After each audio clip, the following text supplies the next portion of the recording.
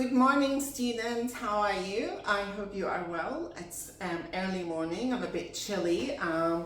Anyway, so I have received new work, students' work, dinnerware set. They look really good. And my favorite is this one here. So beautiful. However, so this was on the 31st of August. 31st of August, and for two lovely students. I already have sent the pictures to one of the students, so I'm not spoiling you know what if they do see this video. The only observation is with this sea green colored slab, it's a little bit disappointing as well. See how the color looks like? It's actually very light, and once it's fired it goes too dark. So from now on I'm going to dilute it with extra slip just to make it a little bit lighter. So these things just happens during firing. Like a colored slip usually looks almost 80 to 90% identical to what you see it before firing, but it all comes down to the application, how heavy the students apply, how many coats, all these variations make a difference. Also the clay body is used, where the actual piece sitting in the kiln, at the back, at the front, all cause variation. But I am, you know, observing and improving things. So I'm gonna work on this sea green. It doesn't look too bad, but see here with this bowl, it's for the same student. Because she mixed it with other colors, it does look a little bit lighter and nicer. But yeah, so I am going to definitely dilute it. So this is a bowl that she made, and that's a pinch pot. It's really beautiful, a good shape. The other one she also made, which is pretty, is this plate as well. And I mentioned in previous video that the pink does get burned. But see this one, there's still some pink in there. So see, again, all depends on where this piece is in the kiln. The pink inside did get burned, so maybe that's because she didn't apply it heavily in there, but in there you can still see it. However, I am replacing the pink that I'm using with a different pink called Magnesium Pink. The lady at Pottery Supply at Milton, Junie, she helped me. She's got test styles of this one. So this one will stay true to its color. Again, I'm going to have to do test styles and play with the concentration. Am I applying 500 grams to 50 grams or 600 or 750 or 1 liter? So I'm going to do some test styles so we can get as close as possible to the result that we want. I also have got this new color, lavender. It's beautiful. I'm gonna also mix this with slip, and my future students will be able to use this color. It's lavender, because the mulberry does look like that, but once it's fired it goes blue. That's another thing with the mulberry, whereas this will stay lavendery looking, providing that I have the right concentration. So I have to do some test styles.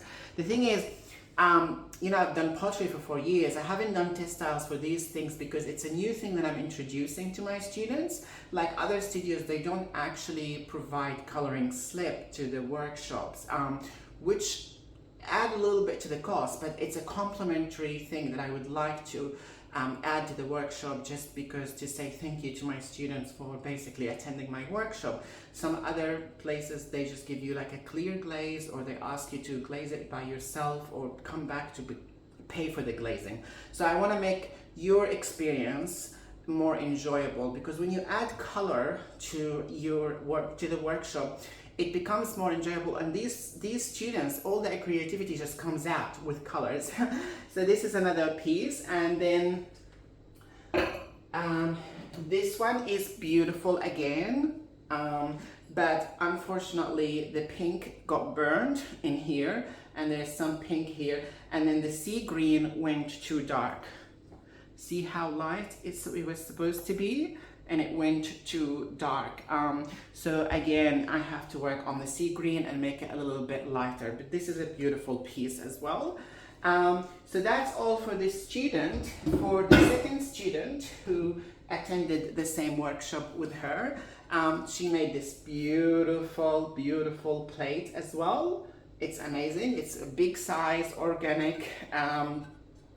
But yeah, it's really lovely. She added different color schemes. She used fresh flowers that she got from my garden just to apply texture, which is really beautiful. She's got other textures as well. So this one turns out really well. I think she might have added pink somewhere, but again, it got burned. But that's okay. After overall, it actually does look beautiful. And this is her bowl. The bowl has a bright green, which is I've got in there as well. Most of my students used it, and then you can see the sea green as well. And she's got also the coconut or the white slip. So it's a beautiful piece. Again, with bright green, I've noticed that it does look too saturated. So I'm gonna work on the bright green. Either add extra slip to it or add a little bit of white. See how she added white here, so that it looks really nice when she adds the white, like white slip actually with white mason stain, similar to these ones. Like my clay is white, but when it's fired it goes like off-white sort of color, but this is actually white, which is like a porcelain color. So this is her other piece. And this one as well, it went a little bit too dark with the sea green. Again, I'm repeating myself a lot, but just to show you how it looked like before and after. So I'm definitely gonna work on that sea green.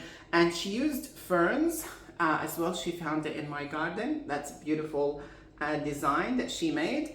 And then her last piece is this one here. She used different leaves as well, different color combination and stamps, and it turns out really good. Now, I'm very pleased and happy with the result. And I also, this time, I've used different molds, plastic molds, not the bisque molds that I mentioned in my previous video, which sucks the moisture out of your piece, and we could run into the issue of cracking. This one, I used plastic mold where I left the piece there all the way until it's completely dry. So you get a better result. And I still put the rice bags in there to avoid any warping. So this works much, much better. So with my new workshops with dinnerware sets, I will be using these pieces. But also I've noticed if we go too large, like this piece here, we could run into issues of cracking. And then also like, because it's your first workshop as a beginner, I prefer to go smaller than this. It's just, you know, it's the bigger the piece with plates, the more chance of it cracking and running into issues. But this one did survive, which is really good. It's very lucky. But yeah, I think I'm gonna add some changes to the structure of my workshop. Just also like, you know, the clay, I pay for firing, and this turns out to be really expensive if I use too much clay. And you know, I still need to basically make a little bit of profit out of these workshops because this is what I do for a living. So I hope you understand.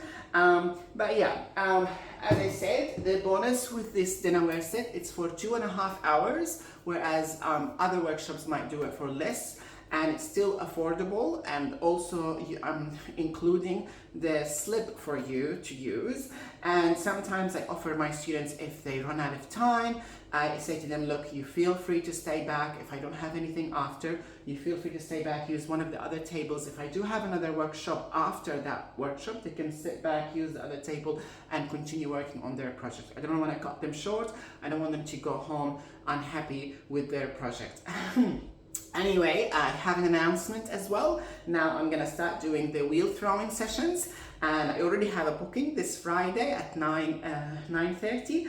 So I already have 3 wheels. 1 wheel will be for me to do the demo for the students, and 2 more wheels for the student to work on. And then and with the wheel throwing, the smaller the number of students, the better, because you get that one-on-one experience. When I first started learning wheel throwing, the session that I went to, which was like 4 years ago, it was 10 people and 1 teacher. I didn't get to learn much at all.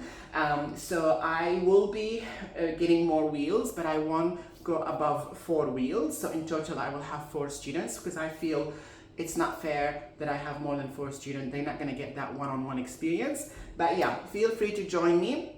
Everything is on my bio. I would also prefer if you could make your booking through my website rather than, its website is hosted by Classmentor, but then I don't get charged as much commission. So if you book through my website, I charge less commission, and this way I can actually make my workshop more affordable for you as students. Because as I said, I have to pay for the commission, which is 20%. I have to pay for first firing, second firing, glaze, my time spent on glazing. So anyway, thank you so much for watching. I hope this doesn't sound too salesy. I'm just giving you updates on what's going on with my home studio. Thank you so much for watching, and I hope to see you soon in your next workshop. Thank you. Bye.